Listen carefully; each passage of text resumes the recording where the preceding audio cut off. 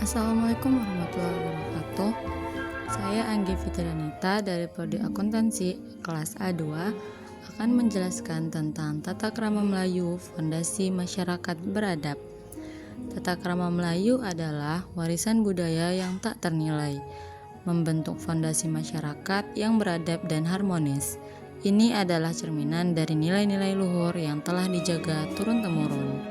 Apa itu Tata Krama Melayu? Definisi dan konsep.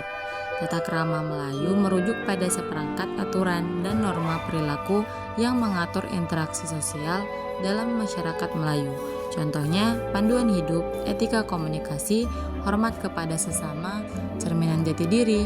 Ini mencakup cara berbicara, berpakaian, berinteraksi, dan berperilaku dalam berbagai situasi, yang semuanya bertujuan untuk menjaga keharmonisan dan martabat. Nilai-nilai utama dalam Tata Krama Melayu ada 4 bagian. Bagian yang pertama, adab dan akhlak, penekanan pada perilaku sopan, santun, dan berbudi pekerti luhur. Di bagian hormat menghormati, yaitu menghargai orang lain, terutama yang lebih tua, dan menjaga kerukunan. Di bagian toleransi, pada menerima perbedaan dan hidup berdampingan secara damai. Dan yang terakhir, bagian kekeluargaan, menjaga ikatan persaudaraan dan solidaritas dalam komunitas. Bahasa dan komunikasi, kesantunan dalam berucap. Dalam Tata Krama Melayu, bahasa adalah cerminan budi. Kesantunan dalam berbicara sangat dijunjung tinggi untuk menjaga perasaan dan martabat lawan bicara. Penggunaan bahasa halus, memilih kata-kata yang sopan dan tidak menyakitkan. Nada suara dan intonasi, berbicara dengan nada yang lembut dan tidak tinggi. Jaga air muka, menghindari perkataan yang membuat orang lain merasa malu atau direndahkan. Ungkapan seperti maaf, terima kasih, dan tolong menjadi bagian tak terpisahkan dalam percakapan sehari-hari. Adab berpakaian, mencerminkan martabat diri. Pakaian bukan hanya sekadar penutup tubuh, tetapi juga simbol identitas dan martabat. Adab berpakaian dalam budaya Melayu menekankan kesopanan, kerapian, dan kesesuaian dengan acara atau situasi. Pakaian harus menutup aurat dengan sempurna, memilih busana yang tidak terlalu ketat atau mencolok, menyesuaikan pakaian dengan konteks acara, baik formal maupun informal. Pergaulan dan interaksi sosial.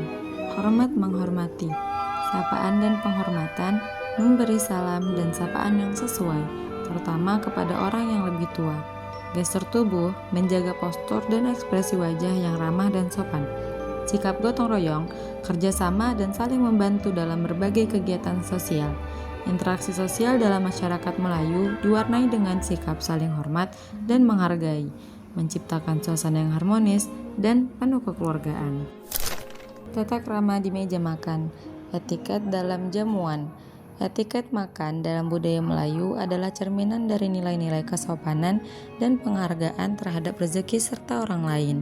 Yang dimaksud dengan tata krama dalam meja makan yaitu mencuci tangan sebelum makan, menunggu orang yang lebih tua untuk memulai makan, menggunakan tangan kanan saat makan, tidak berbicara saat mulut penuh makanan. Dan yang terakhir, menghabiskan makanan secukupnya dan tidak menyisakan. Ini adalah bagian penting dari bagaimana kita menunjukkan rasa syukur dan hormat. Peranan keluarga dan komunitas dalam pembentukan tata krama, yaitu pendidikan awal. Keluarga adalah lembaga pertama yang mengajarkan nilai-nilai dasar. Selanjutnya ada nilai agama. Ajaran agama seringkali menjadi dasar utama tata krama. Lalu, pengaruh komunitas, lingkungan masyarakat menjadi contoh dan pengawas perilaku.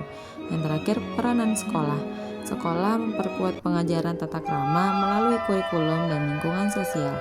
Pembentukan tata krama adalah proses berkelanjutan yang melibatkan semua pihak, dari unit terkecil, keluarga, hingga masyarakat luas. Tantangan dan relevansi tata krama Melayu di era modern.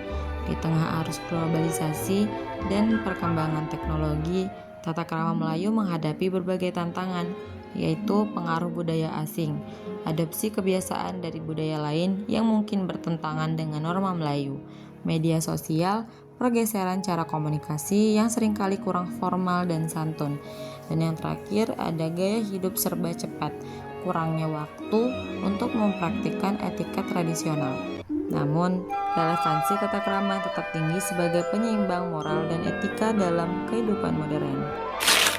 Melestarikan tata krama Melayu, langkah ke depan.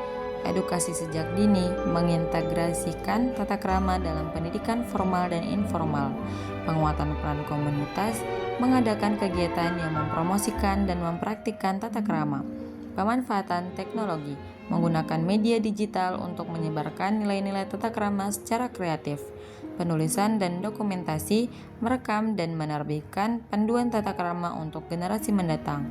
Dengan upaya kolektif, tata krama Melayu dapat terus hidup dan menjadi panduan bagi masyarakat yang beradab.